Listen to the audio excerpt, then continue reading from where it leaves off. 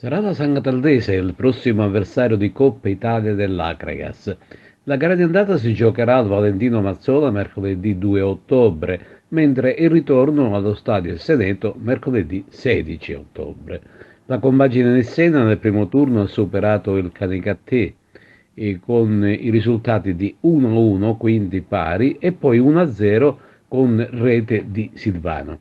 Si tratta degli ottavi di Coppa ed entrambe le squadre mirano al passaggio del turno, una ulteriore chance per accedere alla D. Intanto sabato 14 settembre alle ore 11:30 all'interno della sala stampa dello Stadio Seneto di Agrigento si terrà la conferenza stampa del mister Corrado Mutolo e del capitano, l'attaccante Giuseppe Gambino. Sarà presentata alla stampa la partita contro il Mazzara in programma domenica 15 settembre alle ore 15:30 allo Stadio Seneto di Agrigento e valida per la prima giornata di andata del campionato di eccellenza Girone A.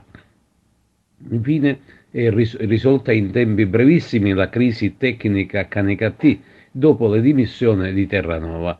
Sulla sponda biancorossa arriva Pippo Romano, con il quale in data odierna è stato perfezionato l'accordo e che da ieri ha preso le redini di allenatore del club biancorosso. Dopo un'intensa carriera da giocatore che lo ha visto calcare i campi di Serie B, C1 e C2, Romano diventa poi allenatore.